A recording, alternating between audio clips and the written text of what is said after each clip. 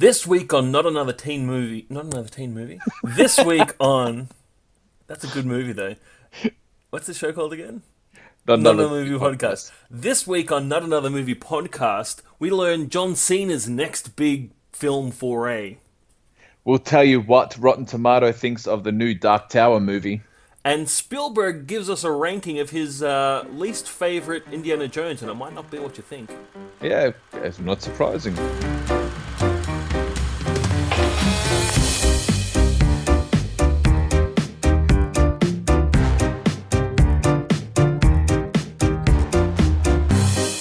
All right, welcome back to. I was about to say not another movie. No, it is not another movie podcast.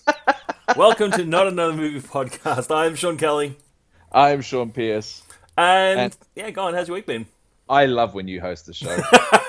It's the I, I, best. I really do. It puts a massive smile on my face. Makes you feel good about how you do it. No, no, not really. I just really enjoy your hosting style. Okay. Yeah, it's a style is probably not the right word for it. But Yeah. yeah, how's your week been? Yeah, it has been pretty good. But more importantly, how has your week been after the death of your Dungeons and Dragons character?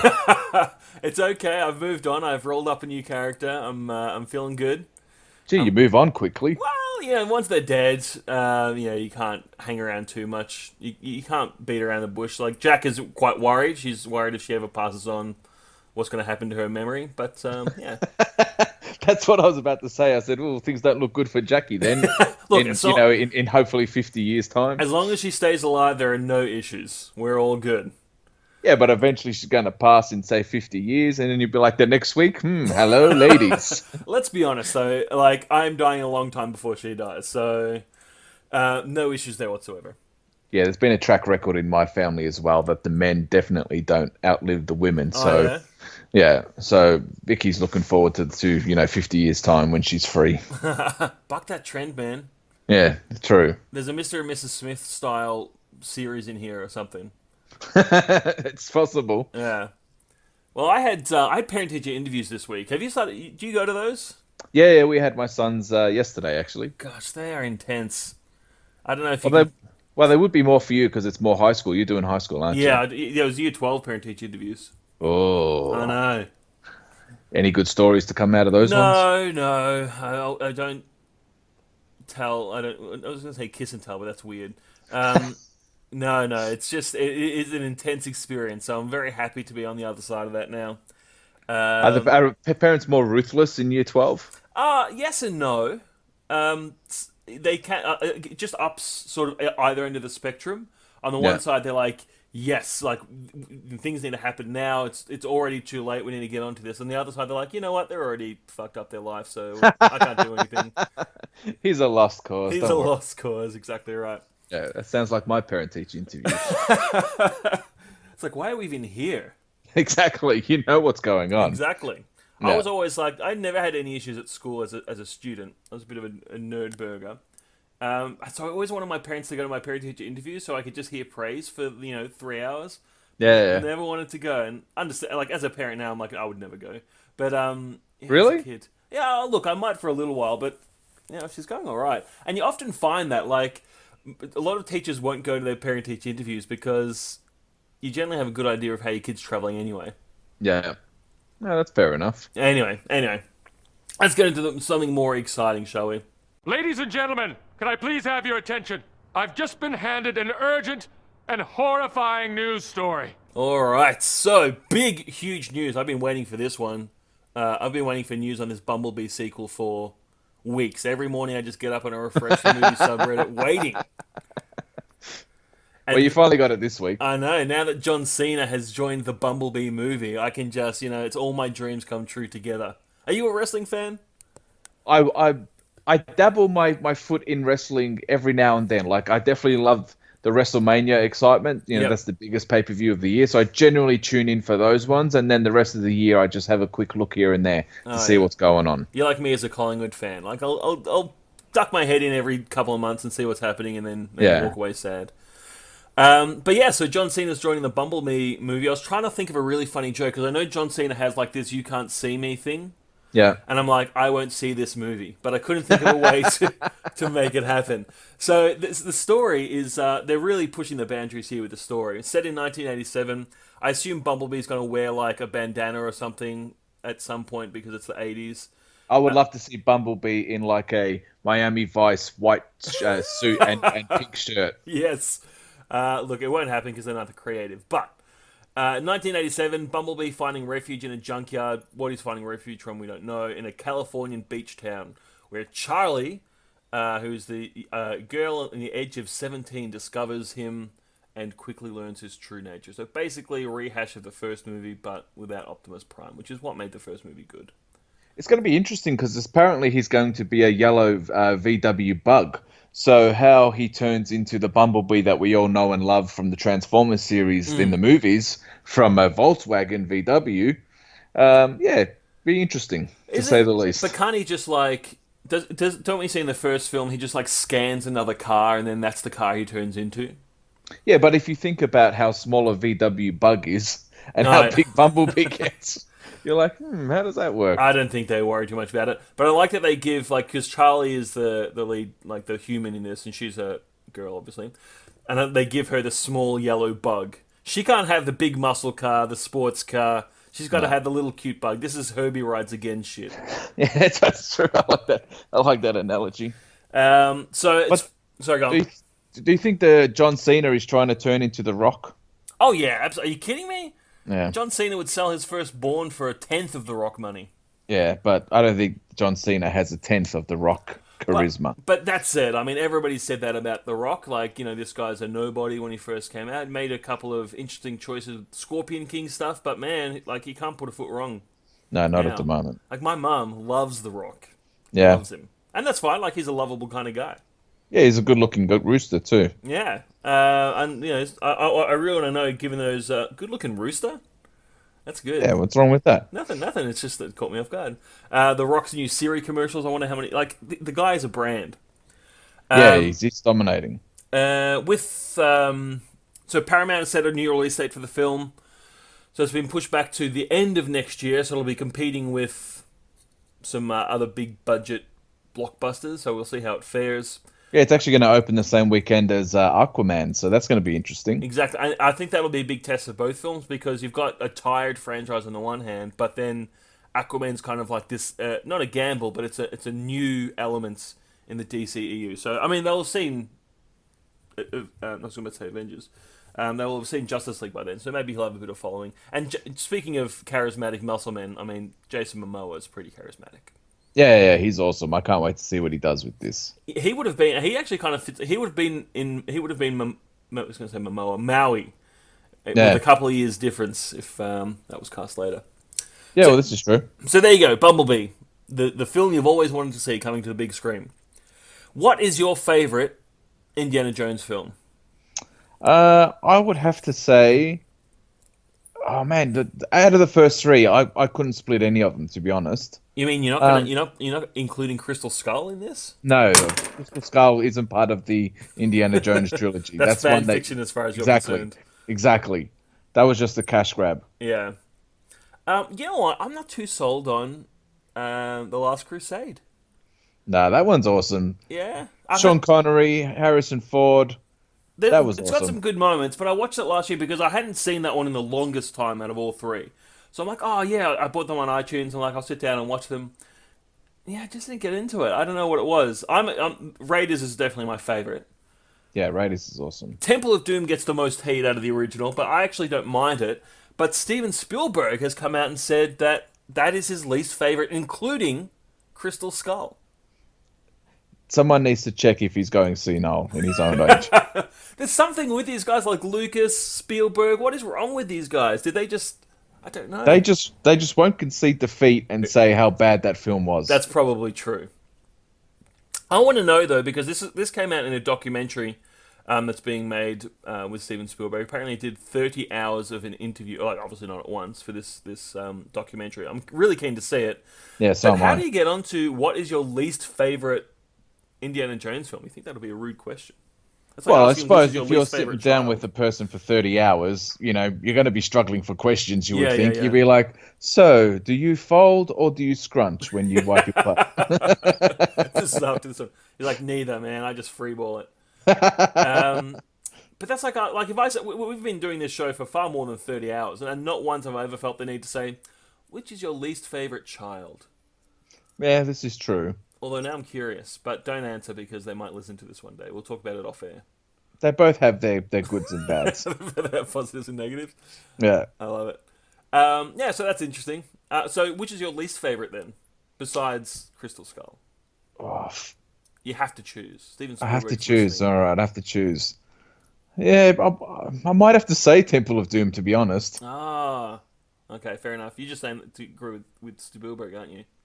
Yeah, but as I said, like I haven't watched them in a very long time, so maybe if I went back, and watched them again, maybe it might be Last Crusade, like you said. But as I said, Yeah. I've got fond memories of that movies because that was the only one I actually went to the movies to watch Ah, because cool. the other ones I was too young to watch. But Yeah. I remember going to the movies and watching that and just being awestruck by it. So Yeah. opinions might change now that I'm a lot older.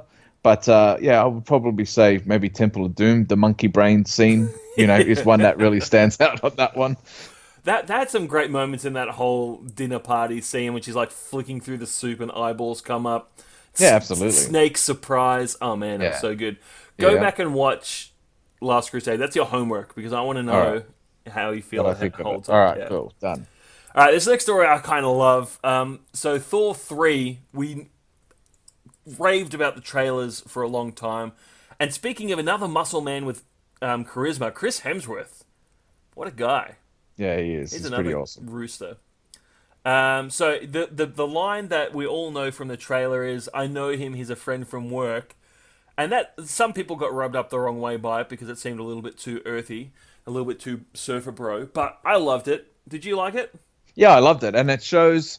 As I said, I necessarily didn't like the serious Thor that we've seen in the first two films, but I'm really enjoying the Thor that we're seeing come out of, say, Avengers 2, Yeah. and yeah, well, that was probably the only one we haven't seen him, and of course, little bits and pieces we've seen in this trailer. So I'm Yeah. like that he's actually got a more charming side rather than just me, God of Thunder. Yeah, exactly right. He's a charismatic guy. He's got these best friends around, and people like him. Yes. So this line, apparently, Chris Hemsworth has come out and said that the line was actually improvised, not by him, but by a Make-A-Wish kid who came to visit the set. The kid actually said, you should say he's a friend from work. And so this kid came up with this line that ended up as like the climax, basically, of the centerpiece of their marketing strategy. That's pretty amazing. Well, This kid's got a well, I future. hope I hope this kid gets some royalties thrown his Yeah, way. To be exactly honest, right. Needs it. yeah, I reckon that was the best line of the trailer. After you saw that, because as I said to you, I'm a big fan of the director, and so far on that trailer we'd seen, it was pretty serious. It wasn't necessarily light as what I thought. And then as soon as Hulk busts out and he says that line, you're like, yes, this is what I Yes. wanted to see. So Exactly. good on that kid. Yeah, good on that kid. Well done. And as we've seen in the latest trailer, there's a whole bunch of other hilarious things. I love the conversation with the Hulk and Thor at the end about their relevance to fire. Yeah. It's pretty hilarious. All right, so good news for Ben Affleck. If you're listening and you haven't heard this yet, Ben. So we talked last week about Ben Affleck maybe getting hedged out of the Batman franchise. Ushered out, yeah. Ushered out. But it looks like, according to Warner Brothers, Affleck has indeed signed on to appear as Batman in the trilogy that Matt Reeves is putting forward. So that's really good news because I really liked him, and I don't think we've seen his best work as Batman yet. No, absolutely. And it says here that the last film will lead into a Batman Beyond type scenario. So that's even cooler. Yeah. So you could still have Ben Affleck as Bruce Wayne, being a mentor to whichever Batman they eventually, move on to. So that could be really, really cool. You know who they need to choose for the Batman Beyond Batman? Who would you choose? Matt Damon. Bring them He would together. he would be just as old as Ben Affleck. I know, but it'd be hilarious. Be like, you young Batman, you don't know what it's like. And he's like, dude, I'm your age, seriously. I was worried you were going to say like Shia LaBeouf or something. Well, now that you mention it, no, that's fun. Well, we did get teased at the end of the Dark Knight trilogy. Joseph Gordon-Levitt. That's true. That could be cool. That could be cool, but I don't know. I think it's kind of missed that boat a little bit. Yeah. I True. wish, but it was like ships. It's like that girl that you were always going to talk to but never did, and then you always wonder what if. That's what Joseph Gordon-Levitt as Batman is for me. Yeah, well, that's fair. One day. But he seems too skinny anyway. I'm sure you could bulk him up. But Doesn't have the physique. if he was playing like a Robin style or a Nightwing, Nightwing's quite lean. Would have been perfect. Anyway, moving on. Now this I find quite hilarious because you know how much I love the Suicide Squad film. You're a fan. I am a fan. As I said, I have seen it 3 times. No judgment. I wish I could give you the 2 times that I've seen it. Bring your thing up to full. So the guy who directed The Shallows, which you'll remember was quite a well-received film. Yeah, it's very good, actually. Yeah. I'm not Jaume Collet-Serra. So he's moving. So that one kind of launched his career. Was that Brie Larson? No, that was Ryan Reynolds' wife, whose name escapes me at the moment. That's right. Go on and I'll find it for you. Yeah, okay, cool. So anyway, so he is moving on to the big leagues after directing that film. So he was the top choice to direct Suicide Squad 2. That's who they wanted. And so he had the choice. He could have said yes or no. He's decided to say no. And instead, this is the best part, because instead of doing Suicide Squad 2, he's going to tackle Disney's The Jungle Cruise movie, starring our prime muscle charismatic guy, Dwayne Johnson. That's funny. Yeah, it is funny. They're trying to kick off another Pirates of the Caribbean franchise. Yeah. And they think that this River Cruise movie is going to be it. I don't get it. What is the Jungle Cruise? Is it like well, basically the ride? I don't think because I went to Disney World. Yeah. And I don't think it was there, but then again it might have been. I can't remember. But basically, from what I've seen, because there was a video the other day where The Rock basically showed his intention of being in this film, where he actually went on the river cruise and surprised people by sitting on the ride with them. So basically, funny. It's just like a river cruise through this jungle where you see like elephants and hippos and everything else. I don't know if they're animatronic. Yeah, I don't know if it's animatronic or if it's real or not, but that's pretty much the gist of it. Oh, okay. I was expecting like a log ride. I'm like, that's not going to make a very good movie. But so I'm just looking at some images now. It's basically like you're going up the Amazon kind of elephants in the water. Yeah. Yeah, it's going to be, Okay. It's I'm quite surprised considering that he's coming off Jumanji, which is kind of the same, not premise, but the same location or feel of the film. So yeah, it's a bit of a weird one, but who knows? Maybe he will do something else in the betweens. But yeah, that's what it seems like. Oh well. Well, I just find it hilarious that they're deciding to do this instead of Suicide Squad 2. Which, look, will be a big blockbuster film. I mean, the first one made oodles of cash. It's going to be huge, in my opinion. Yeah. Like it or love it, I think the audience will come back for a second one. I think so, particularly if we've got Margot and Will. And look, guys, if you're still looking for a director, we'll do it. We'll, like, 2 of us, we'll just charge the salary of 1 director. That's double your money. Exactly. Sold. Yeah, done. All right, so that's interesting. This story I quite like. Now, you saw this film, I did not, which is the film Get Out. Yes. And you said you quite liked it. Yeah, it did. It was a really interesting take on the horror genre at the moment, and it was a good have a look at what society is at the moment too. And we've talked a lot about how horror films have the potential to make big bucks because you make them relatively cheaply. Yes. Well, this film Get Out by Jordan Peele, has made a 630% return on its investment of $4.5 million. So that's $252 million off of that, which makes it the most profitable movie of 2017. This guy is going to be able to write blank checks for the rest of his filmmaking life after this performance. That is true, but he has got, a massive feat to live up to for his next couple of films. People are going to invest heavily in this guy, and if people will be looking at similar returns, and similar praise as well. So there's a lot of pressure on him to bring back the goods that he did with this film. But that said, he's also like, a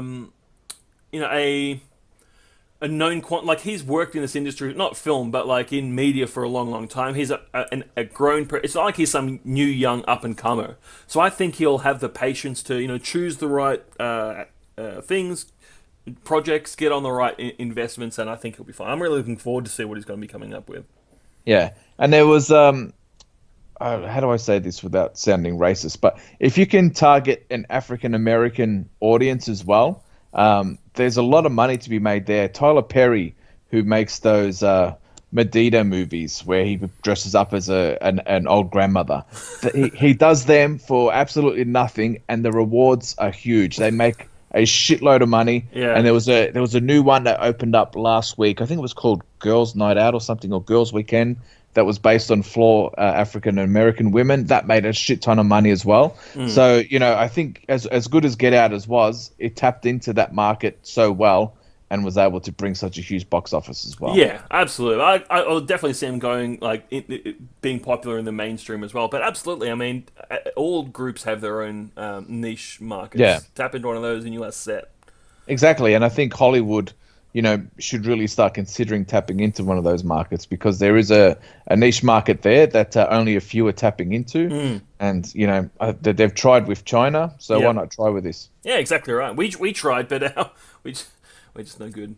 All right. Well, it'll be soon find out once Black Panther finds out, because, that could be gangbusters money. Yeah, I think that's going to be huge, because that's going to traverse lots of niches. And exactly, and it's so fantastic seeing the cast photo of that, and just seeing how different it looks to everything else that we've seen from the Marvel Universe. That could be something really special. Love it. All right, good job, Jordan Peele. I know you're a listener. Now, this next one, I don't know how you felt about this. Actually, before we move on, we'll look at. Did you see the image? Deadpool 2 news dropped this week, and I can't know say her name. Zazie Beetz, which is a sweet name, and apparently her real name, not like this cool, funky rap name or whatever. She's going to be playing Domino in this film Deadpool 2. Have you seen the image of it? Yeah, I have. And it's completely different to what I was expecting, to be honest. Yeah, everyone's saying that because Domino is a character, she's got like a white diamond over one eye, and everybody's saying she looks like Barf because she does it looks like the diamond that's painted over his eye in Spaceballs, and it's really sad because now that I've seen it, I can't unsee it. I was just about to say that. Now that I'm looking at it, now I cannot unsee John Candy as Barf. I know, which is a shame because. Look, from all reports, I've never seen Atlanta, which is what she's mainly known for, but from all reports, she's really awesome in it. And I'm sure she's going to be awesome in this movie. The character is going to be hilarious, I think. So, do you know much about the character at all? No, I don't. So, her superpower is she's got, like, I think it's a unconscious, like, reality-altering powers. So, she basically, she causes bad luck for her enemies and good luck for her. So... And she's a bit of a mercenary like Deadpool. So whether they're going to be working against each other or with each other, I assume probably a bit of both, it's going to be friggin' hilarious because having Deadpool up against somebody who can alter probabilities, making all the bad shit happen to him throughout the entire movie, hilarious quips coming from him, and probably his way as well from the character. It's going to be hilarious. I'm excited. Well, this is what's so cool about the universe that they're doing in the Deadpool, is that they're getting these characters that not necessarily everyone knows. Yeah. But they're able to present them in like an A-lister type form. So it's going to be interesting. I can't wait to see our first look at Cable, to be honest. Yeah, it's going to be so good. And I think it shows also that these films are being made by people who love the source material, who grew up saying, I really want to see these guys on the big screen. Yeah. And now they're given the opportunity.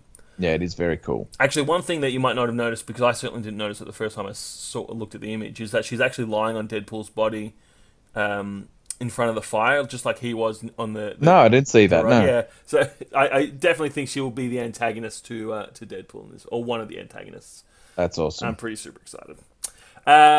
Cool. Actually, I should have brought this one in when we're talking about Get Out. It's the highly anticipated remake of Stephen King's classic novel. The runtime has officially been revealed to be 2 hours and 15 minutes, which is a long time, really. Yeah, considering this is part one, Exactly. that's awesome. So they're just putting a lot of attention into the story of the children, which is awesome. It's not just going to be about the shocks and the scares, and if they're putting that much attention to the story, it's really going to set up the sequel when they do the adult world. And also, apparently, it's only a $40 million budget, which is not a lot to be stretched over that long. And this is another movie I think which is going to get a huge return. Yeah. We said it last week, that horror movies can deliver massive money if you can tap into the right audience. And with a budget of 40 million, this movie can easily make 200, 300, 400 million worldwide. Yeah. So I reckon it's going to be a monster hit. Oh, it's going to be huge. Just hearing this runtime makes me more excited. Hopefully it doesn't drag or anything like that, but I don't think so. I think it's going to be good. No, well, the book is, I think, 1,000 pages. So, if we're getting half a film, that's 2.5 hours, or nearly 2.5 hours. That's awesome. You're going to put a lot of the book back into the film. Exactly, and we've heard people saying they've seen things in the trailer that weren't in the miniseries, but were in the book. So it seems like they're doing their dues. Yeah, that's good. They're doing the Lord's work. All right, so from one Stephen King series that looks like it's going to be good to another one which is going very, very poorly at the moment. Were you going to see The Dark Tower? No, as I said, when we saw the trailer, we both said how lackluster it looked. Yeah. And it looked like nothing special at all. And by the sounds of reviews, we were right. Everyone's just saying it's the most generic action movie that you could possibly imagine. It's currently sitting at 33% on Rotten Tomatoes, which is abysmal. Yeah. And there's a couple of reviews out which I find quite hilarious at the moment. Whoever managed to fuck this up should be publicly executed. That's straight to the point. A lot of people were really looking forward to this movie. Yeah. So that person's not too much of a fan. Next one, I watched Detroit and this movie today, and this felt longer than Detroit did. And this movie's way shorter by an hour. This runtime is only like 90 minutes, so it's a really short movie. So if you're sitting there for 90 minutes and you think this is a long movie, that's a mistake. How could you get Matthew McConaughey and Idris Elba in this movie and fuck it up so badly? Yeah, I know. Yeah. And probably my favorite review is this third one here, which was simple, straight to the point, and just fuck. Yeah, I think that pretty much sums it up. Yeah, this person, I can see their faces. They're sitting there in the screen, like 40 minutes into this movie, thinking, when is this going to get good? It's really sad. I was actually reading a lot about it this week because there was a massive article in Variety, I think, this week. And this kind of sounds like the same issues that it had with the Suicide Squad. I think there was a lot of studio influence on the director's version. Apparently, after the first cut was done, they wanted to fire him, but probably couldn't. So I think it kind of didn't have a clear vision as what some films do have. And I think there was too many hands in this pie, and the result was obviously pretty bad. And that's not to say that the original filmmaker was making like a genius cut and then the studio ruined it. All it means is that there was something there that needed to be fixed in the beginning. And it's quite surprising because Ron Howard's a producer on this, so how he let this one get away from him, who knows? He might have been very hands-off, though. Yeah, possibly. Or a producer just has to write the check, really. They don't even have to step foot on the lot. But what I did read is that they are turning this into a TV show too. So yeah, and Idris Elba will be appearing in that show.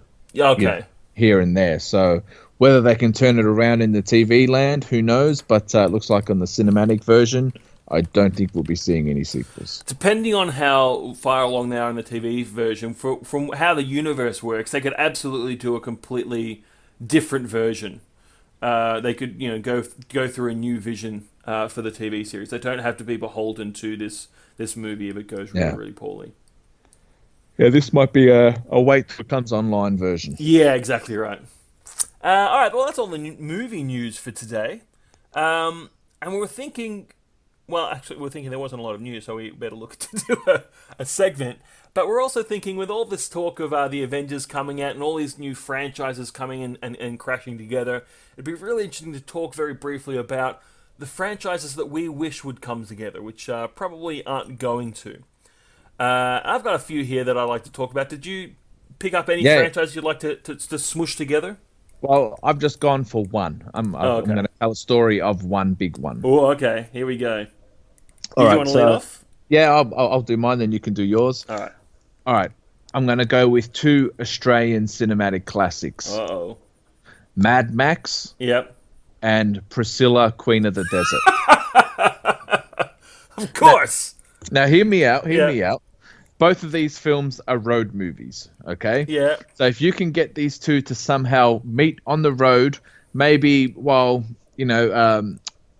the story of Priscilla Queen of the Desert is happening, the apocalypse happens that we see in Mad Max, and the three guys who are on the bus with the huge thong and the draping what would you call it, sheet in the wind. Yep. Yep. They're stranded and Mad Max comes along, and then we get to see kind of what we saw in Terminator 2, where the young boy was trying to humanize the Terminator. Maybe Mad Max can try and man up the drag queens, but the drag queens can also bring out a feminine side out of Mad Max. Now, can I just say before we move on, those guys are pretty manly. I mean, Yeah, they were. particularly Physically manly, Terrence Stamp. But in the eyes of Mad Max, Oh, per of se, course. he's going to see them in a completely different light. So Probably if we the same can way get he'd see me. if we can get these two worlds come together, and then both of them come out of the world as a different person, that would be a fantastic film. I'd love to see them soften Mad Max. I think that would be a tough sell. But see, the thing is, you'd still have Hugo Weaving's character. Like, he's still trying to get to see his son. Yes. So that could be, there's a story there as well. Maybe and Mad who, Max. and who better to get him through the apocalypse Exactly to see right. his son than Mad fucking Max. And I'm talking Mel Gibson Mad Max here, not Tom Hardy Mad Max. Oh, okay. The only issue I see here is that if the apocalypse just happened, like, Mad Max wouldn't really be a character yet. Like, because even after the apocalypse, he was still kind of a normal dude until after his family got killed. Okay, I'm not looking for points here. Oh, okay. I'm just more looking for praise. Okay, Okay, cool. Great idea. I'm not looking for studio notes. I'm just looking for praise. Okay. Okay, cool. Yeah. I would absolutely watch that movie, and it would be even cooler if if Max's car broke down and they had to use the bus. With the big, was it a thong or stiletto on or top? something. Anyway, yeah, I think it was a stiletto. I would love to see Mad Max drive that bus. Like, he's sitting on the stiletto, but with like a harpoon gun. Yeah, That would be cool. I'd definitely watch that. I might call George Miller now. Oh man, and I think Terrence that Stamp. Yeah, call him. Terrence Stamp would destroy the wasteland. Yeah, he's a badass when he wants Can't wait to be. see it. That's a good idea. I like it. Yeah. All right, let's hear yours. All right, so I got 3. And they're probably not as ambitious as that one, but they're still, I'm pretty excited. The first one, I don't know if you remember. Do you remember a television show called Ed? It was like the very early 2000s about Ed Kavanaugh, who is, I think, in The Flash now.